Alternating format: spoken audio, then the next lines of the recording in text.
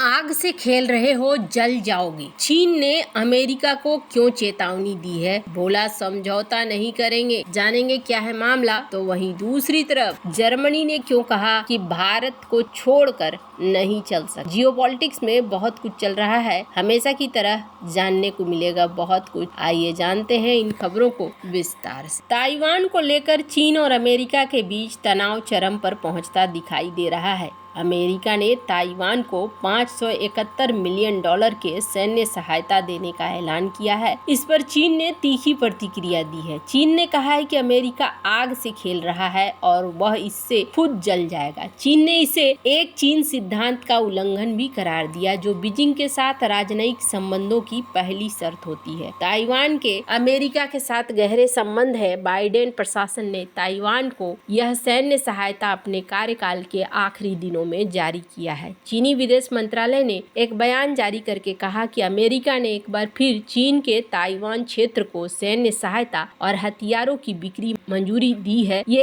एक चीन सिद्धांत और 3 चीन अमेरिका संयुक्त विज्ञप्तियों, विशेष रूप से 1982 की 17 अगस्त की विज्ञप्ति का गंभीर उल्लंघन करता है। चीनी विदेश मंत्रालय ने यह भी कहा कि ताइवान को अमेरिकी सैन्य सहायता ने चीन की संप्रभुता और सुरक्षा हितों का गंभीर उल्लंघन किया है। मंत्रालय ने कहा कि यह निर्णय अमेरिकी नेताओं की ताइवान स्वतंत्रता का समर्थन न करने की प्रतिबद्धता का गंभीर उल्लंघन है और ताइवान स्वतंत्रता अलगाववादी ताकतों को गंभीर रूप से गलत संकेत भेजता है। चीन इसकी कड़ी निंदा करता है और इसका दृढ़ता से विरोध करता है तथा अमेरिका के समक्ष गंभीर विरोध दर्ज करता है। बयान में यह भी कहा गया कि ताइवान मुद्दे ने चीन के मूल हितों को प्रभावित किया है और यह चीन अमेरिका संबंधों में मुख्य लाल रेखा है जिसे पार नहीं किया जा सकता। मंत्रालय ने जोर देकर कहा कि ताइवान को हथियार देकर ताइवान स्वतंत्रता में सहायता करना आग से खेलने जैसा है। इससे अमेरिका जल जाएगा और चीन को रोकने के लिए ताइवान के सवाल का इस्तेमाल करना विफल होने वाला है। वर्तमान अमेरिकी राष्ट्रपति जो बाइडेन ने शनिवार को घोषणा की है कि उन्होंने अमेरिकी हथियारों और सैन्य उपकरणों के भंडार से किसी विदेशी देश को सहायता आवंटित करने के राष्ट्रपति के अधिकार के तहत ताइवान $571 मिलियन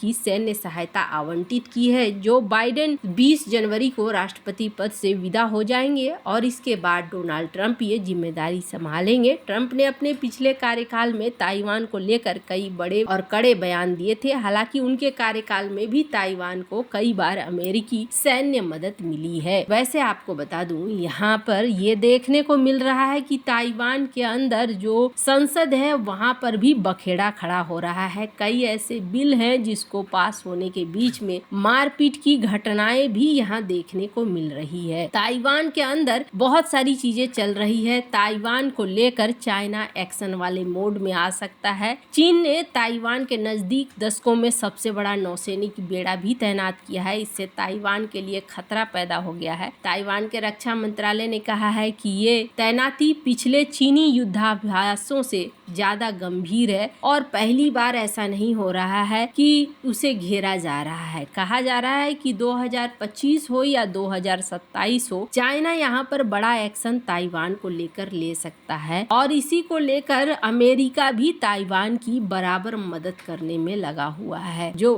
कहा जा रहा है कि चाइना और अमेरिका के बीच में दूरी का एक बड़ा कारण बन रहा है। जिस तरीके से यूक्रेन को मोहरा बनाकर रूस के साथ एक जंग छेड़ी गई, वैसा ही कुछ यहाँ पर भी हो सकता है। जहाँ एक तरफ ये सब कुछ चल रहा है, ऐसे में दुनिया के कई देश भारत के साथ कंधे से कंधा मिलाकर चल रहे हैं। अमेरिका जैसा शक्तिशाली देश भारत की तारीफ करता है। रूस भारत के मदद के लिए हमेशा तैयार रहा है। ऐसे में इस बात से इनकार नहीं किया जा सकता है कि भारत के बिना दुनिया के कई देश खुद को अधूरा महसूस करेंगे। इस बात पर मुहर पूर्व जर्मन राजदूत वाल्टर जे लिंडर ने भी लगा दी है। लिंडर ने इकोनॉमिक्स टाइम्स के साथ एक इंटरव्यू में कहा कि भारत के बिना दुनिया आगे नहीं बढ़ सकती। लिंडर के मुताबिक भारत पर दुनिया के कई देशों में किताबें आ रही है। इसमें भारत की अर्थव्यवस्था के बारे में बात की जा रही है। लिंडनर साल 2019 से 2022 तक भारत में जर्मन राजदूत रहे। इससे पहले वो जर्मनी के राज्य सचिव। लिंडनर ने भारत पर एक किताब लिखी, इसका नाम what the west should learn from India,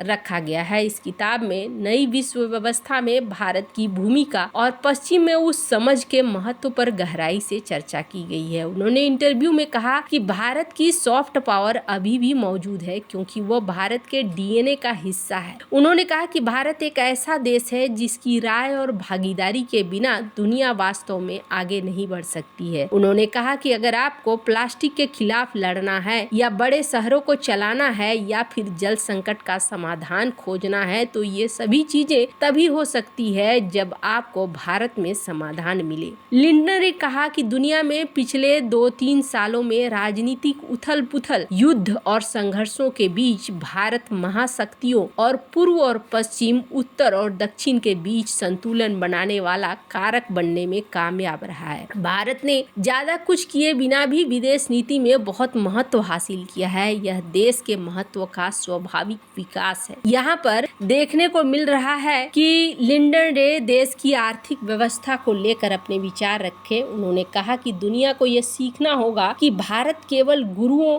और सत्संगों का स्थान नहीं है बल्कि यह देश उद्यमशीलता के साथ आईटी के महारथियों का स्थान भी है। उन्होंने कहा कि भारत की अर्थव्यवस्था जल्द ही दुनिया की तीसरी या चौथी सबसे बड़ी अर्थव्यवस्था होगी और ऐसे में भारत को छोड़कर चलना ये संभव नहीं होने वाला है। खैर, अब यहाँ पर बहुत सारी चीजें चल रही है, इकोनॉमिक तौर पर भी देखने वाली चीजें होंगी। डोनाल्ड ट्रंप ने तो सत्ता संभालने से पहले ही चीन को मैसेज देना शुरू कर दिया है। उनका साफ संदेश है, अमेरिका सामने झुकेगा नहीं। चीन ने पहले ही अमेरिका को गैलियम, जर्मेनियम, एंटीमनी जैसी दुर्लभ धातुओं के निर्यात पर रोक लगा दी है। ये धातुएं अमेरिका के तकनीकी और रक्षा उद्योगों के लिए बेहद जरूरी है। इससे अमेरिका को $3 अरब से ज्यादा का नुकसान होगा। यही नहीं, ट्रंप के टैरिफ बढ़ाने की धमकी के जवाब में अब चीन ने एक चक्रव्यूह भी तैयार कर लिया है। 2025 में चीन युआन को कमजोर करने पर विचार कर रहा है। युआन के अवमूल्यन से चीनी निर्यात सस्ता हो जाएगा, इससे टैरिफ का असर कम हो जाएगा। ट्रंप ने कहा है कि फिर वो 60% की योजना इसमें लगा देंगे। तो यहाँ पर बहुत सारी चीजें देखने को मिलने वाली है जो बदलने वाला है और यहाँ इसका भारत को फायदा भी मिल सकता है। ये जो व्यापार युद्ध है, इस व्यापार युद्ध से टेंशन तो बढ़ेगा पर भारत पर भी असर पड़ेगा। हालांकि भारतीय निर्यात पर भी असर पड़ेगा, पर यहाँ कच्चा माल जो चीन से आता है इसकी कीमतें बढ़ सकती है। वैश्विक अर्थव्यवस्था में भी प्रभाव पड़ सकता है। भारत को अपने निर्यात बढ़ाने के लिए नए बाजारों की तलाश करनी चाहिए और भारत ने ऐसा ही करना शुरू भी कर दिया है। चाइना भी यही चीज कर रहा है और भारत भी यही चीज कर रहा है। कहा जा रहा है, स्क्रीन पर एक आर्टिकल देख सकते हैं जिसमें कहा जा रहा है कि भारत जिसी रफ्तार से अगर बढ़ता रहा तो भारत की इकोनॉमी चाइना को भी पार कर जाएगी और इस दिशा में भारत इस सेंचुरी तक में पहुंच जाएगा जिस तरीके से भारत चल रहा है। दुनिया में भारत की इकोनॉमी को लेकर बड़े डिस्कशन हो रहे हैं और भारत का अपना महत्व भी बढ़ रहा है। ये बात तो सही है। वैसे आपको क्या लगता है और क्या ये बातें सही लगती है? कमेंट कर अपनी राय जरूर बताएं। जल्द मिलते हैं अगले वीडियो में नई खबर के साथ।